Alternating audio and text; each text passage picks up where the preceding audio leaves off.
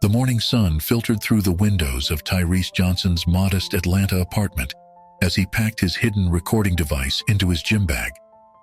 At 34, he had spent the last 18 months building his cover as a community organizer while secretly gathering evidence of police corruption for the FBI. His fingers lingered on a family photo, him and his sister Jasmine at her college graduation last year. The community center buzzed with activity as Tyrese arrived for his usual morning shift. He greeted the regulars, elderly Mrs. Wilson attending her weekly computer class, teenagers shooting hoops in the gym, and single mothers dropping their kids at the daycare program he'd helped establish. These weren't just part of his cover. He genuinely cared about these people. "Mr. Johnson, can you help with my college application essay?" asked DeAndre, a promising high school senior. Tyrese spent 30 minutes reviewing the essay, offering suggestions while keeping an eye on his watch. He had a crucial meeting later, one that could finally expose the corruption network he'd been tracking. That afternoon, Jasmine stopped by his apartment unexpectedly. "You've been distant lately, Ty," she said, studying his face. "Something's different." Tyrese maintained his composure, years of FBI training kicking in, but his sister's concern touched him. "Just busy with the center," he replied, avoiding her eyes. "You're lying," Jasmine pressed. "I know that look. Whatever you're involved in, please be careful." Tyrese hugged her tightly, fighting the urge to tell her everything. "I'm always careful, Jazz. Trust me." As evening approached, Tyrese activated his recording device and headed toward the meeting location. Security footage later recovered would show him walking confidently down Martin Luther King Jr. Boulevard at 9:47 p.m. 3 patrol cars appeared, their lights flashing. The confrontation escalated quickly. "Get on the ground," an officer shouted. Tyrese complied, knowing resistance would blow his cover. But something was wrong. These weren't the officers he'd been investigating.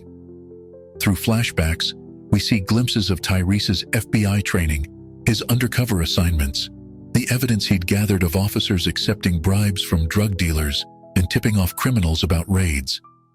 The body camera footage would later show Tyrese gasping, "FBI, I'm FBI," as an officer's knee pressed into his neck. Bystanders gathered, their phones recording. The pressure increased. Tyrese's eyes widened with desperate recognition. He knew these officers. They knew who he was. This wasn't a mistake. His last conscious thought was of Jasmine and the USB drive hidden in his apartment containing 18 months of evidence.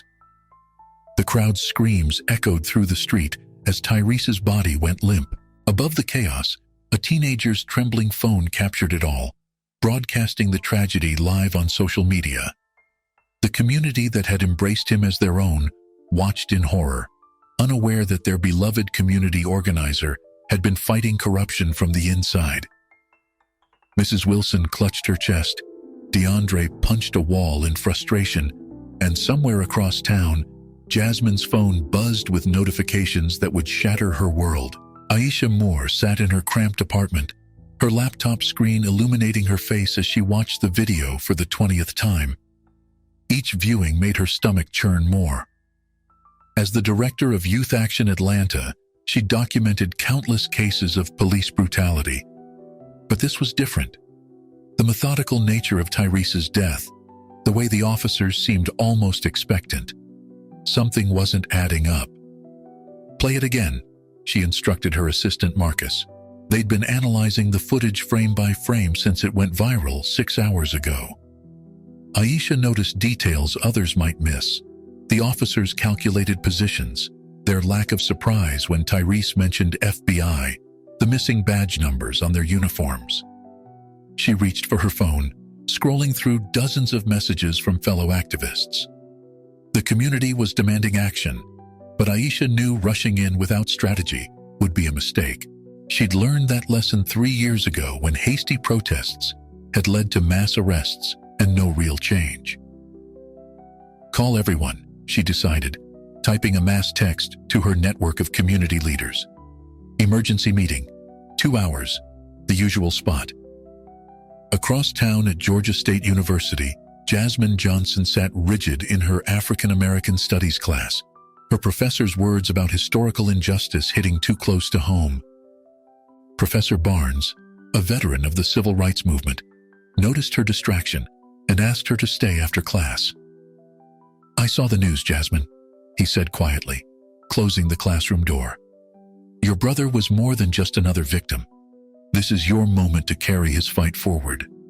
Jasmine gripped her backpack tighter, fighting back tears. "I have to take care of our mother," she replied. "She's not well, and now with Ty gone." Professor Barnes placed a weathered hand on her shoulder.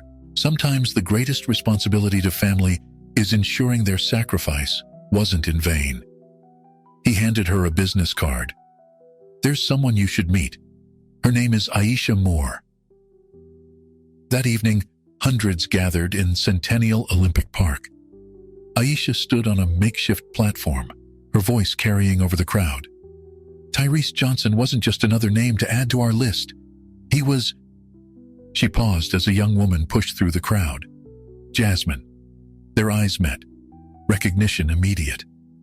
Aisha had seen Jasmine in Tyrese's social media posts, and Jasmine knew Aisha from her brother's stories about community organizing. Without words, Jasmine joined Aisha on the platform. "My brother," Jasmine's voice cracked, then strengthened, "was a man who believed in justice, who fought for what was right, and they killed him for it." The crowd fell silent, hanging on every word. Aisha watched as Jasmine spoke, noting her natural leadership presence, so similar to Tyrese's. After the crowd dispersed, they found themselves sitting on a park bench, sharing stories about the man they'd both known, albeit in different ways. "There's something they're not telling us," Aisha confided. "The way those officers acted, it was planned." Jasmine nodded, pulling out her brother's spare key. "I need to check his apartment," she whispered. "Come with me?" As they left the park, neither woman noticed the unmarked police car trailing them, nor the detective inside, taking photographs and speaking quietly into his radio. Detective Mark Thompson sat in his darkened living room, bourbon in hand, staring at the wall of photos from his 20 years on the force. Each image represented a moment of pride, but tonight, they felt like accusations. The footage of Tyrese Johnson's death played on his muted TV, casting shifting shadows across his face. His phone buzzed again, the 5th call from Internal Affairs in 2 hours. As lead detective assigned to the case, he was expected to contain the situation, but his hands trembled as he recalled his own involvement in the department's darker dealings. 3 years ago, he'd accepted his first bribe, $10,000 to lose evidence in a drug trafficking case. It seemed simple then. Now that decision haunted every step of this investigation. "Damn it, Johnson," he muttered, opening the case file on his laptop. Tyrese's FBI credentials stared back at him. The official story was that the officers didn't know his identity, but something in the surveillance footage suggested otherwise. Frame by frame, Thompson watched the officers approach Tyrese's position with practiced precision. This wasn't a random stop. In his office at the precinct the next morning, Thompson discovered a manila envelope on his desk. Inside, he found copies of wire transfers, surveillance photos, and transcripts of conversations between officers and local gang members. A post-it note read simply, "Tyrese's last package, choose wisely." The timestamp showed these documents were compiled hours before Tyrese's death. Thompson's colleague, Detective Rivera, appeared in his doorway. "Chief wants updates on the Johnson case. Says to wrap it up quick. Tragic misunderstanding, right?" The knowing look in Rivera's eyes made Thompson's skin crawl. Alone again, Thompson spread the documents across his desk. Names jumped out at him. Officers he knew, locations he recognized, amounts of money that made his own corruption seem amateur. Tyrese had uncovered a network that reached far beyond street-level bribes. This was systematic, organized, and reached into the highest levels of the department. His phone buzzed again, a text from Chief Marcus. "Report on my desk by morning. Stick to the script."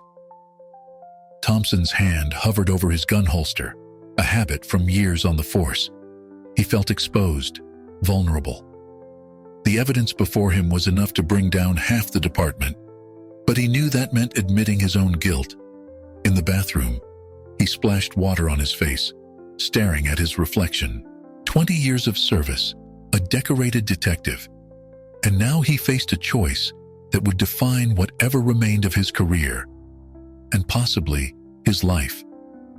The face in the mirror looked older, worn by years of compromise and rationalization.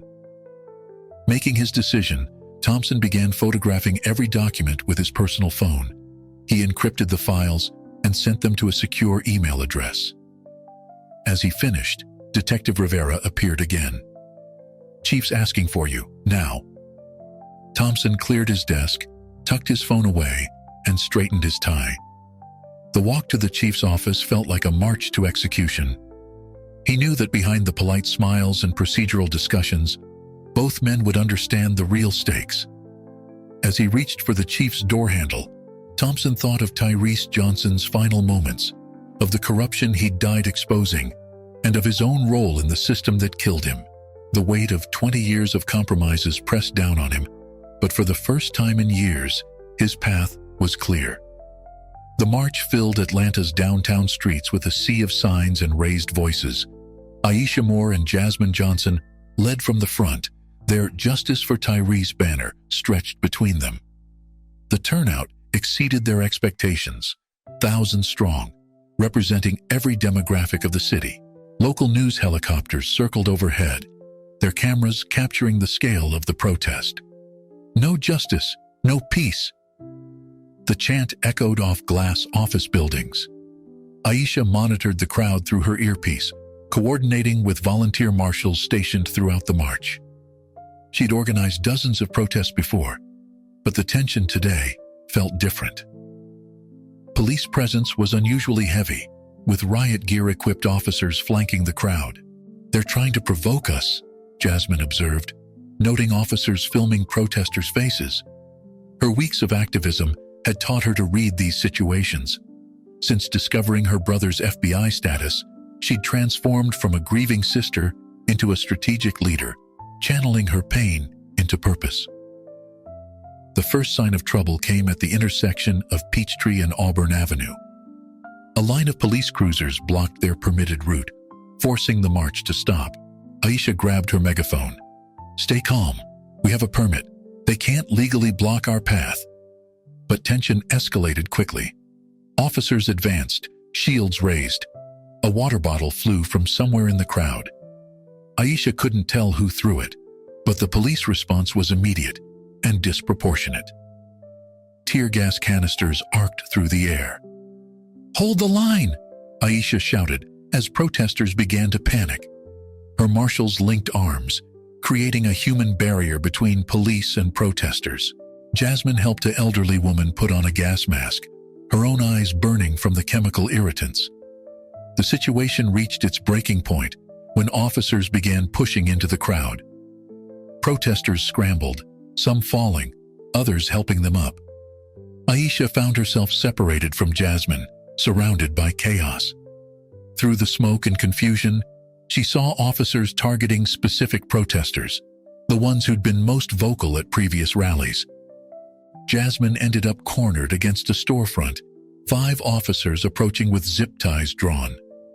In that moment, survival instinct warred with fury. Her brother's face flashed in her mind, his commitment to exposing corruption, his sacrifice. She made her choice. "My brother was FBI." Her voice cut through the chaos. Tyrese Johnson was investigating police corruption. Phones turned to record her declaration. The officers hesitated, clearly unprepared for this public revelation. The statement rippled through the crowd like electricity. Protesters began live streaming, sharing her words across social media. The police response shifted instantly. Officers began retreating, aware of the hundreds of cameras capturing their every move. Aisha fought her way through the crowd to Jasmine's side. They clasped hands, understanding the magnitude of what had just happened. There was no going back now. The truth about Tyrese was public, and with it, the stakes had risen dramatically. As the tear gas cleared and the crowd regrouped, both women knew they'd crossed a threshold. The protest had become something larger, a direct challenge to the system Tyrese died exposing. Police helicopters still circled overhead, but now they weren't just monitoring a protest. They were witnessing the beginning of a movement. The revelation of Tyrese Johnson's FBI status exploded across national media within hours. CNN, Fox News, and MSNBC all led with the story, their coverage split between the protests and speculation about police corruption in Atlanta. Social media erupted with "Sure Tyrese was a federal" trending nationwide, while archived footage of his community work gained millions of views. In a dimly lit office at the Atlanta Journal-Constitution, David Chen pushed aside his cold coffee and stared at his computer screen. As an investigative journalist with 15 years of experience exposing corruption, something about this story called to him. He'd covered police brutality before, but an FBI agent killed by the very department he was investigating? This was different. "Listen to this," he called to his editor, playing an anonymous voicemail. "Source claims Johnson was building a RICO case against half the department." The editor raised an eyebrow. RICO charges meant organized crime, suggesting systemic corruption rather than individual bad actors. David gathered his resources: contact lists, encrypted messaging apps, and a burner phone. His last expose on political corruption had earned him death threats. This story would likely be worse.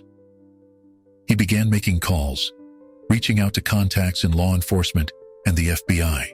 At a small coffee shop miles from the protests, David met with Aisha and Jasmine. He'd arranged the meeting through mutual contacts, ensuring they weren't followed. Both women looked exhausted, but determined. "I'm not here for another quick headline," David explained, showing them his previous investigations. "I want to finish what your brother started." He turned to Jasmine. "Did Tyrese leave anything behind? Documents? Files? A computer?" Jasmine hesitated, thinking of the USB drive they'd found hidden in Tyrese's apartment. "Maybe," she said carefully. "But how do we know we can trust you?" David pulled out a folder. "Because I've been investigating Atlanta PD for months. Different angle than your brother, but same target." He spread photos across the table. Officers meeting with known criminals, money changing hands, evidence disappearing from lockup. Aisha studied the photos. "This goes deeper than we thought," she said. "These officers, some of them were at the protest today." She pointed to specific faces, describing their aggressive behavior. "Exactly," David nodded. "They're scared. When Jasmine announced Tyrese's FBI status, you forced their hand. Now they'll either try to bury this completely or," he paused, letting the implication hang, "or eliminate loose ends."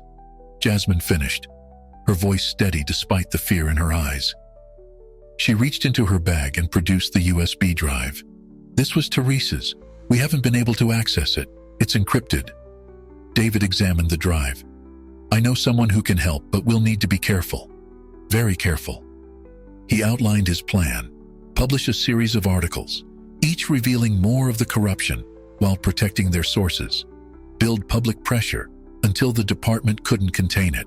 As they left the coffee shop separately, David noticed a car with tinted windows parked across the street.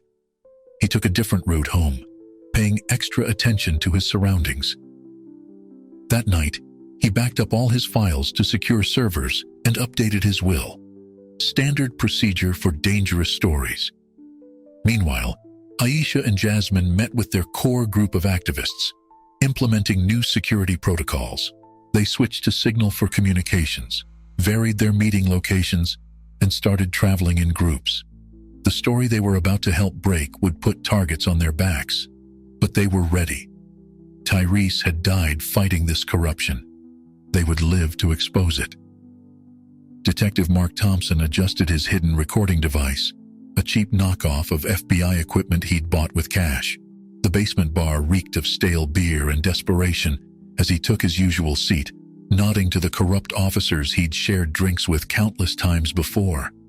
Tonight was different. He wasn't here to participate, but to gather evidence. "Thompson, you seeing this shit on the news?" Officer Rodriguez slurred, shoving his phone forward. The screen showed protest footage. "That dead Fed sister running her mouth. Needs to be shut up." Other officers murmured in agreement, their casual threats making Thompson's recorder feel heavier. Through careful conversation and strategic drinks, Thompson pieced together the hierarchy of corruption. Beat cops collected protection money from street dealers. Sergeants coordinated with larger trafficking operations. Lieutenants managed evidence disappearance and case manipulation. But who controlled it all? His answer came at 1 a.m. when Deputy Mayor Richard Harrison slipped through the back door. The room's atmosphere shifted instantly. Backs straightened, voices lowered. Thompson pressed his leg against the recording device, ensuring it caught every word. "Our friends are concerned," Harrison announced to the select few remaining. "This FBI investigation needs to disappear. Completely." He passed out envelopes. "Consider this hazard pay. Make sure those protesters understand the consequences of continuing." Thompson's hands shook as he accepted his envelope. Inside was $50,000, more than he'd seen in any previous payoff. The implications were clear. This wasn't just about silencing protesters. This was about erasing Tyrese Johnson's entire investigation. Later that night, alone in his car, Thompson reviewed the recording. Harrison's voice was clear. "If that USB drive exists, find it. The department isn't the only institution at risk." The mention of other institutions confirmed Thompson's suspicions. This went beyond police corruption into city government itself. His phone buzzed, a text from Chief Marcus. "My office, 8 a.m. tomorrow. Bring your report on the Johnson protest response." Thompson knew what that meant. They wanted him to write off the police violence as necessary crowd control. Sitting in his car, Thompson faced the moment he'd been avoiding. He could bury the evidence and accept his envelope, or he pulled out his personal phone and typed a message to a number he'd memorized.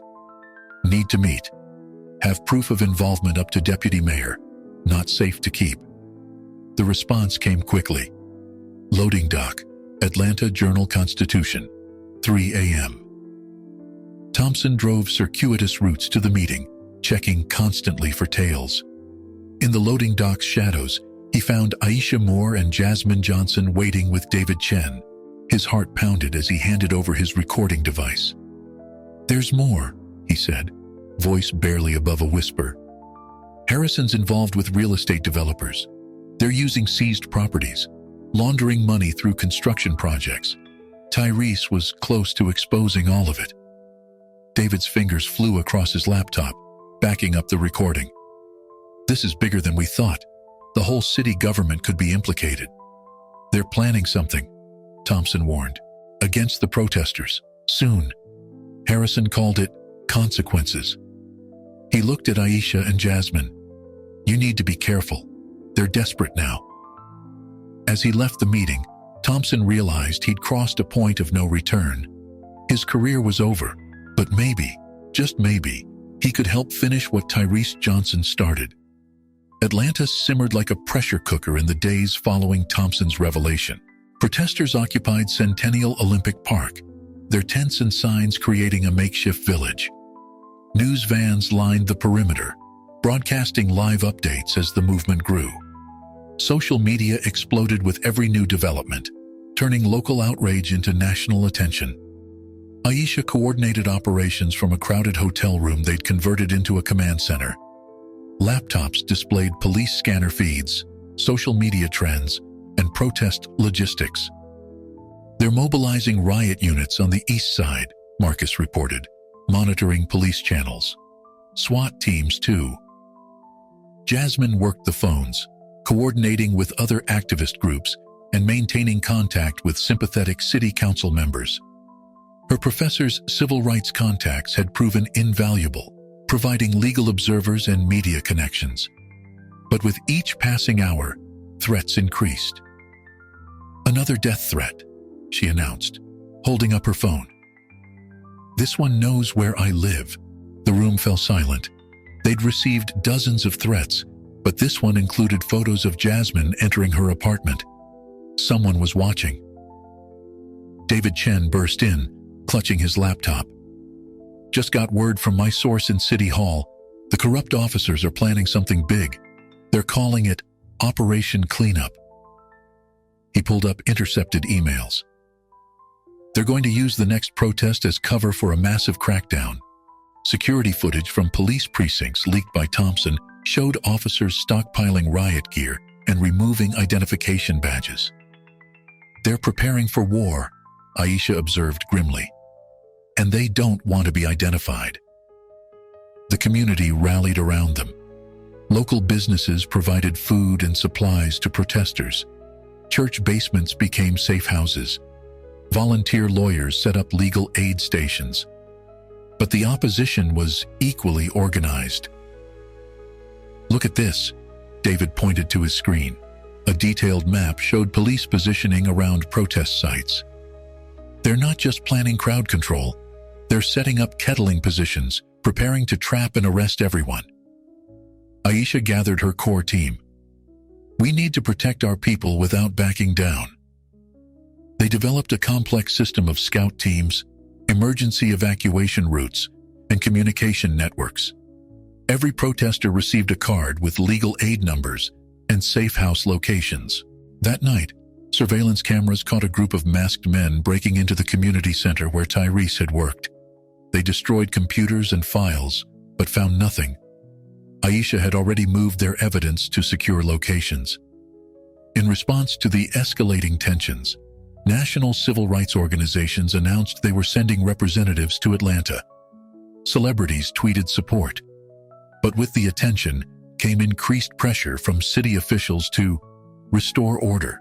"They're trying to paint us as violent anarchists," Jasmine said, watching local news coverage.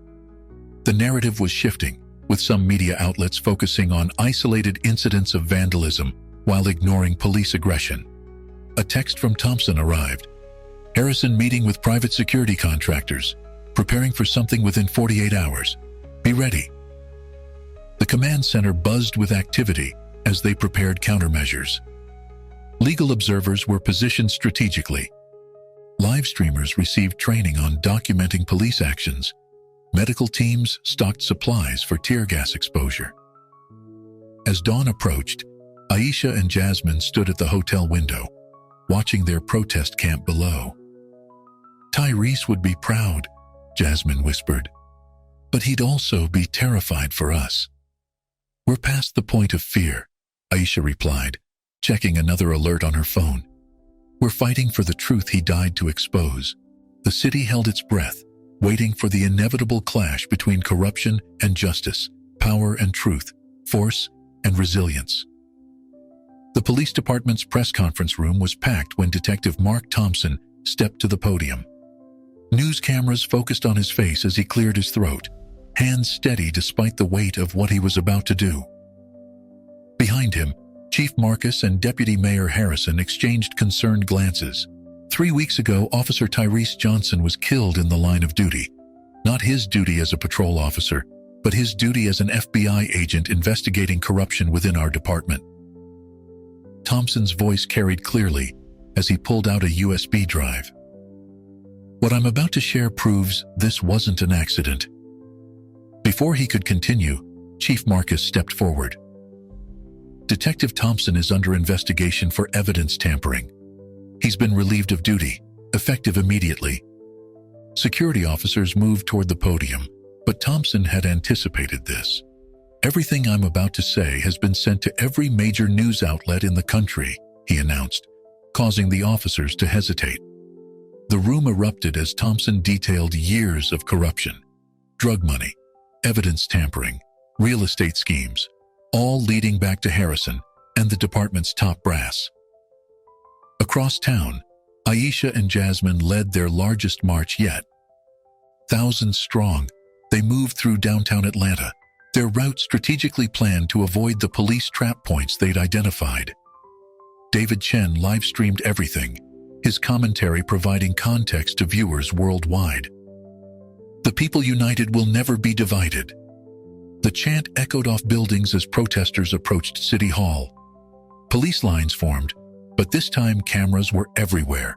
News helicopters, live streamers, international press. Any violence would be documented from dozens of angles. Chief Marcus held an emergency press conference, attempting to discredit Thompson. This officer's mental health has been a concern, but his words were drowned out by breaking news. FBI agents were entering police headquarters with search warrants. Harrison disappeared just as federal agents arrived at his office, but Aisha's network had anticipated this. Protesters spotted his car heading toward the private airport and alerted the FBI. His arrest was captured live on dozens of phones. The march reached its peak when Jasmine took the megaphone outside City Hall. "My brother died exposing the truth about this department. Detective Thompson risked everything to finish what Tyrese started. How many more have to risk their lives before we see real change?" David's article hit the internet that evening, a comprehensive exposé backed by Thompson's evidence and FBI documents. It detailed how the corruption network had operated for years, laundering millions through real estate deals while terrorizing communities of color. The response was immediate. City council members called for emergency sessions. The mayor announced an independent investigation. Civil rights organizations filed class action lawsuits. But most importantly, officers began coming forward, offering testimony in exchange for leniency. Thompson faced his own consequences. Internal affairs stripped his badge, and former colleagues branded him a traitor. But as he watched the system he'd helped enable begin to crumble, he felt something he hadn't experienced in years: peace. That night, death threats poured in for everyone involved. David's car was vandalized. Aisha's apartment was broken into. But the movement had grown too large to intimidate. For every person threatened, 10 more stepped forward to help. The morning of the final march dawned with an electricity in the air. News crews reported that over 50,000 people were converging on downtown Atlanta. The crowd stretched for blocks: students, teachers, office workers, clergy, and even some off-duty officers who'd been inspired by Thompson's revelations. Aisha stood on the steps of the state capitol, her voice carrying over the massive crowd. "Today, we're not just marching for Tyrese Johnson. We're marching for every victim of corrupt power, every silenced voice, every crushed dream of justice." Behind her, a massive screen displayed photos of police brutality victims, ending with Tyrese's badge photo. In the police headquarters, Mark Thompson faced his final confrontation. Chief Marcus had called him in, supposedly for a settlement discussion. The office door closed behind him with an ominous click. "You could have been set for life," Marcus said, pushing a document across his desk. "Sign this statement saying you fabricated everything, and the retirement package is yours." Thompson studied the man who'd been his mentor, seeing the corruption that had always been there. "How many others?" Thompson asked. "How many good cops did you turn or destroy when they wouldn't turn?" The chief's face hardened. "You're finished in law enforcement, everywhere, forever." "I know," Thompson replied, standing. "That's why I wore a wire to this meeting too." FBI agents burst through the door, having heard every word. Marcus's face went pale as handcuffs clicked around his wrists. Meanwhile, at the march, Jasmine spotted familiar faces in the crowd. Her professors, her brother's old friends, even some of the kids he'd mentored at the community center. They carried signs reading, "Tyrese was right," and "End police corruption." David Chen, now working with major national newspapers, coordinated with a team of journalists to document everything. His previous article had sparked investigations in other cities, revealing similar corruption networks nationwide. Atlanta had become ground zero for a national conversation about police accountability. The protesters reached police headquarters just as Thompson emerged with FBI agents and the arrested chief. The crowd fell silent, then erupted in cheers. It was a powerful image. The corrupt chief in handcuffs, led out by the detective who'd chosen truth over loyalty. Aisha and Jasmine linked arms at the front of the crowd, leading them in one final push towards City Hall. The remaining police presence stood down, many officers removing their badges in solidarity. The blue wall of silence was cracking. Thompson joined them on the City Hall steps, still wearing his suit from the morning's confrontation. He took the megaphone, his voice heavy with emotion. Tyrese Johnson died trying to expose the truth. Today, that truth is finally coming to light. As the sun set on Atlanta, the crowd held a vigil. Thousands of phones lit up the gathering darkness, a sea of light surrounding the speakers. Jasmine held up her brother's FBI badge, recently returned to the family by the Bureau. "This isn't the end," she declared. "This is just the beginning of real change." The video that brought down the last pieces of corruption emerged at 3 a.m. on a Tuesday. Anonymous hackers, inspired by the movement, released footage from police servers showing Deputy Mayor Harrison coordinating with drug traffickers in his office. Within hours, Atlanta Exposed dominated social media, and FBI teams were executing simultaneous raids across the city. The arrests came in waves. Dawn saw SWAT teams, specially brought in from other jurisdictions, surrounding homes of corrupt officials. Harrison, tracked to a private island in the Caribbean, was extradited within days. Property developers, gang leaders, and dirty cops filled federal holding cells. The corruption network that had seemed invincible weeks ago now crumbled like a house of cards. In a historic press conference, the U.S. Attorney announced RICO charges against 37 officers, 6 city officials, and numerous criminal associates. "This represents one of the largest police corruption cases in American history," she declared, acknowledging Tyrese Johnson's sacrifice and the movement that followed. Mark Thompson testified before a grand jury for 12 straight hours, providing detailed accounts of years of corruption. His evidence, combined with Tyrese's original investigation, created an airtight case. As he left the courthouse, no longer wearing a badge but standing taller than ever, supporters lined the streets. Aisha Moore's organization received national recognition and substantial funding to expand their oversight programs to other cities. She established the Tyrese Johnson Initiative for Police Accountability, creating a framework for community oversight of law enforcement that would soon be adopted nationwide. At Georgia State University, Jasmine Johnson accepted the Truth and Justice Award on her brother's behalf. Her speech, broadcast nationally, called for continued vigilance. "Systems don't corrupt themselves, and they don't fix themselves. Change requires constant attention, constant pressure, and constant courage." David Chen's series of articles won the Pulitzer Prize for investigative reporting. But more importantly, his work sparked similar investigations in police departments across the country. Atlanta became a model for how communities could stand up against systemic corruption. The new police chief, selected through a rigorous community-involved process, implemented sweeping reforms. Body cameras couldn't be turned off. Civilian oversight boards gained real power. A public database tracked officer complaints. The blue wall of silence gave way to a culture of accountability. At a ceremony marking the 1-year anniversary of Tyrese's death, his name was added to both the FBI Wall of Honor and a new memorial for fallen officers who died exposing corruption. His mother and sister unveiled the plaque while thousands watched, including many of the honest officers who'd found the courage to speak up because of his sacrifice. The final scene played out in Centennial Olympic Park, where it had all begun. Aisha and Jasmine stood with Thompson, watching children play near a new monument, a simple black marble wall inscribed with Tyrese's words from his FBI application. Justice isn't just an idea, it's a daily choice. As the sun set on Atlanta, the city had changed. Not perfectly, not completely, but fundamentally. The corruption that had seemed unbeatable had been exposed and excised.